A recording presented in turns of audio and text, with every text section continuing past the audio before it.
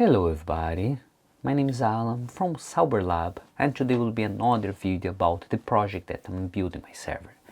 In this video specific, we're gonna focus on storage. But before you ask Alan, why I'm gonna explain again about storage and explain why I should get SSD or hard drive or what manufacturer I should choose, I'll not say about it.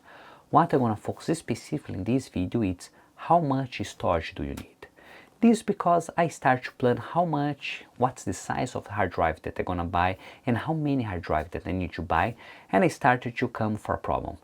If I go too much, potentially buy too many hard drives or too big size of hard drive, spend a lot of money and I'm not gonna use it. Or I'm gonna feel tempted only to fill it because I need to fill it.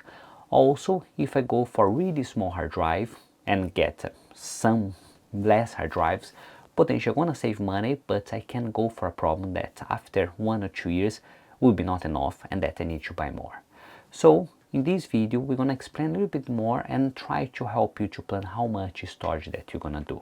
So if you think that is interesting for you and want to learn a little bit more about it, we're gonna show in this video. But first of all, don't forget to leave your like, consider subscribe for the channel if you're not subscribed, and let's understand a little bit more about it.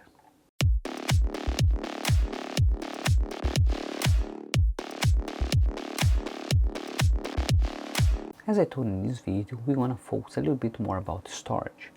And the best way to calculate the amount of storage that we're gonna need is to follow some steps. So first of all, if you guys come here my screen, I have my storage or my server. The more important part of my server will be the storage, because we'll keep all the data there. We'll make sure that everything that I need it's only one place.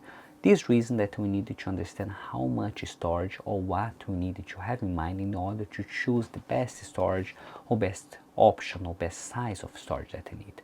So first of all, if I come here, I have some small notes that I put to make sure that you follow with me. First of all, define your use case.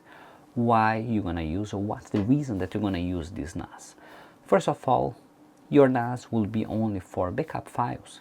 So if you have docs or photos or small videos or let's say phone videos and everything, you're not gonna need so much storage, because photos, videos and these kind of things, they don't use so much space. Of course, if you start to record 4K for 1-2 hours, yes, we need a little bit more, but normal users will get 10 seconds, 30 seconds, 1 minute, 2 minutes, small shots. Also will get videos with the fonts and some Word documentation, PDF and other things. In this case, you're gonna need around 2 or 4 terabytes of storage. Only have an idea, I have years of photos and I use only 6 or 8 terabytes of photo space, and I take a lot of pictures, I record a lot, and anyway, it's a lot of years and it's still not used so much as I expect. Other application that you need to have in mind is your server will be for media server. Yes, if the answer, then you're gonna need much more space. And depend what kind of size of media or what type of the media that you're gonna keep, will need more and more. So let's give an example. If you want to use your media server for Plex and that you wanted to have this NAS only running with 1080p, you're gonna need around 4 to 8 terabytes. When having perspective, let's come here, let's clean here. Let's say that's a video or a movie that you're gonna have will be 4.5 gigabytes each one.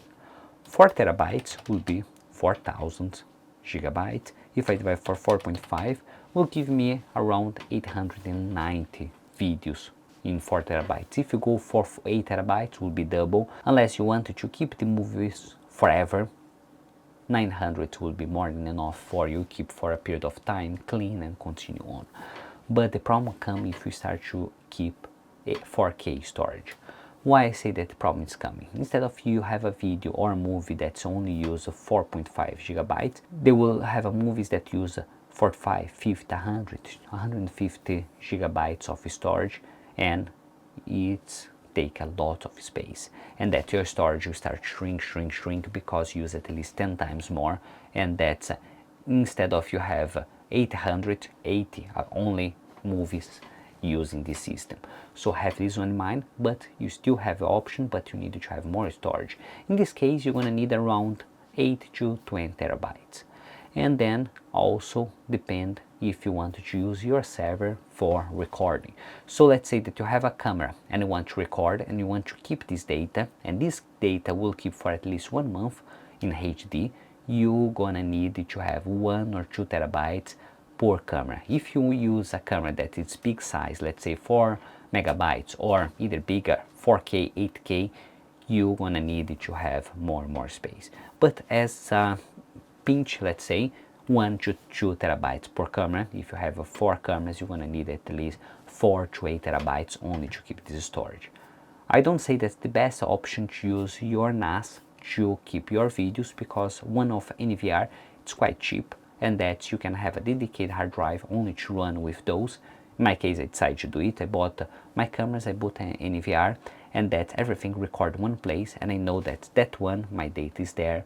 If I need to access, will be there, and that hard drive, it's only for my cameras, and that's it. Normally I record a little bit less. You have the data for 2 weeks. I don't believe that more than 2 weeks is required, but you never know. Also, it depends what kind of activity that you do. So video editing, and you want to have all this data there, you're gonna need more storage. Will be between 10 to 4 terabytes. I will give some example. I record 1 video a week, or at least for this channel, 1 video a week, and that each video will take around 40 to, let's say, 60 gigabytes of project. And then if I make a big videos or something else that I'm doing, it take much longer or bigger files. But for, let's say, 10 to 15 minutes video, you're gonna take around 60 gigabytes. So let's go here. If I consider that record 4 videos a week times 6 gigabytes, I'll have 240 gigabytes a month times 12. So in a year, if I keep all this media, I will need at least 3 terabytes of data. If I wanted to keep more and more and I have more projects, they will use more fast this space, but let's say that 10 to 40 will keep you for a long time. Also, it's virtual machines that you need to have in mind. How much virtual machines that you want? If you wanted to create 4 virtual machines, each virtual machine will have 500 megabytes or 500 gigabytes of storage, you already use 2 terabytes. So have this one in mind, how much virtual machines, containers, what size of these containers. If you look for Docker containers, those storage is minimal, it's don't use so much, is the information that they keep for the storage that will be different. So have this one in mind, let's start to calculate it. So I will give some example. And let's put here, the estimation of calculation will be the current data size times 2 plus how much you're gonna grow per year times how much years that you wanna last. I will say that in my example, I have 2 terabytes of storage that I already have. I will gonna grow around 1 terabyte per year, and that's my hard drives would need to be replaced after 5 years. So before 5 years, I will not touch it until my warranty gone, and that I will replace it. So in this case, my calculation will be 4 terabytes plus 5 terabytes, total of 9 terabytes that I need because of my application. Depending what you're gonna do, if you go for 4K or something else and you are crazy to download things and your media, video editing, everything will be crazy, so will be different. In my case, let's say I have 2 or 3 terabytes, this one will be times 3, and that's I need a little bit more to keep all my data. So have this one in mind. Now the next factor or next thing that you need to consider will be the RAID, or how much protects the data in your system. You have different configurations. You can go for RAID 0, and that you have no redundancy, and you can go for RAID 6, that you can allow the 6 aleatoric hard drives to fail. And then one thing that you need to have in mind is how much storage that you want to have in the end. So for my example, I use 4 hard drives of 6 terabytes each, and that in the first one, RAID 0, I use a strip, and that I have no redundancy, but I have 24 terabytes.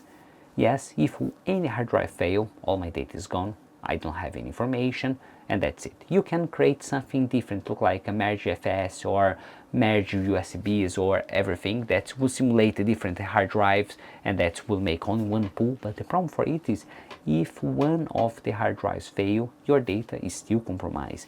You don't know what's information that was in that specific hard drive. So in this way, you can go for the first kind of redundancy, that would be RAID 1 or mirror. This one, it's only good if you need the same information in two hard drives, and if one fail, the other will keep there. But remember, if those two hard drives fail, it's gone, but only one hard drive fail, you still have the information that was this hard drive fail in this one, and that will be the name saying a mirror of data. If you go to RAID 5, you can do a little bit bigger pool. Let's say that you have a RAID 5 and you want to protect only one hard drive. This will be my opinion and what I use more often. So I have 4 hard drives. 3 of those will be usable space and 1 of those will be parity. So if one hard drive fail, I still be able to recover the data from the parity of the other 3 hard drive and rebuild my RAID, and still have all my data in the same way. But if I really over-conscious about my hard drive fail, I will go to RAID 6. Why RAID 6? RAID 6 allowed me to 2 hard drives to fail, and that your space is compromised. Will be really similar for the mirror, but the difference that mirror will have 2 and 2, and if those 2 that's exactly the same fail, then are gone. But in the RAID 6, any of those hard drives can fail, and you still have your data because you still be able to recover your parity. Last one will be RAID 10. RAID 10 will be a mix between RAID 0 and RAID 1, a strip, and that after this one they will do another strip, and that they will mirror those. So in this way, if those hard drives, let's go for here, it means that if those hard drives fail, you still have the data here, but the problem that if any one of those hard drives fail, it's gone the data, because this one and this one will have partial information that's recorded this one. This will be a little bit different, but will give a little bit more speeds. So let's go back here, and that next consideration is now is the consideration if you wanted to increase your storage or not. You have 2 options. You can go for, let's say, 6 bay NAS, and that you put 6 really small hard drives, let's say 4 terabytes, and that those will keep all the data there. Or you can get the 6 bay ones and get only 4 hard drives, quite big there, that will be exactly the same as the 6 bays with 6 hard drives, but will give the option for upgrade. So let's say that you have those 4 hard drives, and those 4 hard drives, it's quite big. So if I go here and those hard drives quite big, you still have 2 slots that is free to use. But if you use all the 6 hard drives, and that's everything I use here, and this one I delete, if I wanted to upgrade for a big hard drive or big size of a drive, I needed to get one out, and that's put another one in its place, only to make the same job. But because I already created the RAID, will have a little bit problems. The RAID not identified, principally on medieval, they will not be able to grow. Let's say you have a 4, 4, 4, 4, 4, and 4. In the end, the RAID will be all those 4 hard drives, but if you put a 6, they still consider this one as a 4. This is the only problem that you're gonna have when you do the RAID. Next thing that you need to consider is the type of hard drives. You have a few options. You can do all your system based on SSD, but you're gonna have limited storage and the cost will be a little bit higher. Or you can have everything only hard drives, what will be a little bit cheaper, more storage, but will be a little bit less speeds.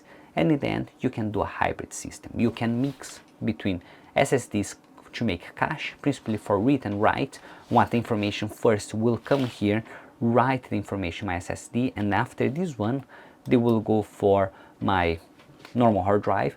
Or the other option that I have is I can have a read one. So what I'm gonna do, all the information will copy here, and that will let me to read in fast speed compare for only my hard drive. So of course not all the system that will give me this option. If I go to NAS, yes, they're gonna give this option. If you go for OpenMediaVault, they will not allow me. Also try to get reliable NAS defined hard drives. You can go for enterprise hard drive. Yes, you can go for enterprise, but they are not suitable necessarily, or they are not optimized for a NAS. The same thing, you cannot go for a normal desktop hard drive, because the same thing, they are not developed, or they're not specific for NAS. So if you have too much vibration for a normal hard drive, they will fail soon. And if you go for an enterprise one, sometimes they don't allow so much storage, or they don't allow so much vibration between the hard drives. And of course, consider to have some free space if you need to upgrade in the future, if you can afford, of course, it.